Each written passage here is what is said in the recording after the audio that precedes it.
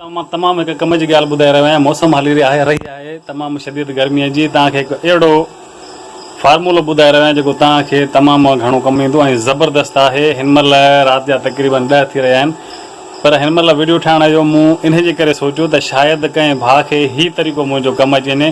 तो दोस्तों सिर्फ़ 3 शयूं आहिनि। गर्मी शदीद हली रही है, अगर कंहिंजे मादे में तकलीफ़ है, कंहिंखे गर्मी जो असर है, सिर्फ़ 3 शयूं आहिनि तव्हांखे रात जो भेजाए रखणियूं आहिनि। सुबुह जो हिकिड़ो गिलास नेराने पीअणो आहे, यानी कि कुछ भी खाइण पीअण खां पहिरियों पीअणो आहे। सिर्फ़ हिकिड़ो गिलास सिर्फ़ 2-4 ॾींहं पीअण सां तव्हांजो सभु तकलीफ़ूं दूर थी वेंदियूं। तव्हां ॾिसो त तव्हांखे मां ॿुधाए रहियो आहियां त मां ठाहे छा रहियो आहियां। दोस्तों ही आहे मिस्री, ही आहिनि नंढा फोटा, ही आहे गिदामड़ी।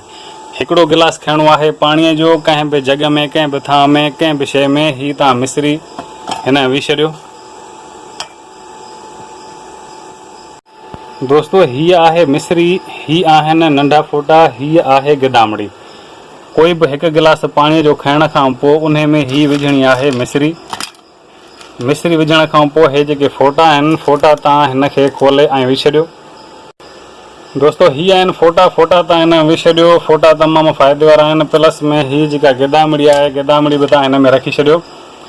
पूरी राति ही पियो हुजे, सुबुह ते तव्हांखे हिन खे मिक्स करे, मिस्री त पाणी ऑटोमेटिक ॻरी वेंदी, फोटनि खे छाणे करे, गिदामड़ी खे छाणे करे हिकिड़ो गिलास नेराने पीअण सां तव्हां एतिरो सुकून महसूसु कंदो, एतिरो सुकून महसूसु कंदो जो तव्हां अंदाज़ो नथा लॻाए सघो। तो ही गर्मी ॾिसो, शदीद गर्मी आहे। हिनमहिल राति जो तक़रीबन 10 थी रहिया आहिनि। मां तव्हां सभिनी दोस्तनि, तव्हां सभिनी भाइरनि जे लाइ ही हिकु नुस्ख़ो, यानी कि ही हिकु वॾो फार्मूलो कोन्हे, पर हर माण्हू खे तक़रीबन हिन जे बारे में ख़बर हूंदी त ही सिर्फ़ु हिकिड़ो गिलास नेराने पीअणो आहे, बग़ैर चांहि, बग़ैर कुझु खाइण पीअण जे। चांहि तव्हां पी सघो था, पर घटि में घटि कलाक खां बाद में। सुबुह जो हिकिड़ो गिलास पियो, 2-4 ॾींहं पीअण सां तव्हांखे एतिरो यानी कि तबियत में बहितरी महसूसु थींदी, तव्हां जंहिंजो अंदाज़ो नथा लॻाए सघो। जंहिंखे बि मादे में तकलीफ़ आहे, जंहिंखे बि गरमाइश आहे मादे में, या प्लस पेट में गरमाइश महसूसु करे थो, सिर्फ़ु 2-4 ॾींहं पीअण सां तव्हांखे फ़ाइदो न मिले, तव्हां कमेंट्स में तव्हां मूंखे ॿुधाए सघो था त असां जो जेको ही तरीक़ो आहे बिल्कुलु ग़लति आहे। दोस्तों तव्हां सभिनी भाइरनि जी ख़ातिर ही मां वीडियो ठाहे रहियो आहियां। अगरि तव्हां पाण बि पियो, अगरि को अहिड़ो मरीज़ आहे या अहिड़ो को माण्हू आहे जंहिंखे ख़बर न आहे, तव्हां उनखे बि ॿुधाए सघो था। रिज़ल्ट इन जो 100% ईंदो। त हे तव्हां कंहिं बि थां में रखी किथे रखी सघो था। मां हिनमहिल इन खे रखंदुमि पंहिंजी फ्रीज़र में। इनखे मां हिनमहिल स्टोर करे छॾियो आहे। तव्हां ॾिसी सघो था ही पियो आहे।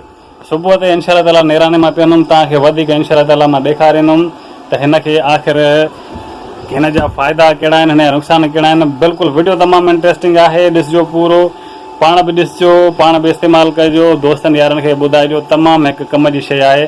त दोस्तों बिल्कुलु वीडियो एंड ताईं ॾिसणो आहे। अस्सलाम वालेकुम दोस्तों, सुबुह जा तक़रीबन 5:45 थी रहिया आहिनि। मां खोलियो आहे पंहिंजो शॉप।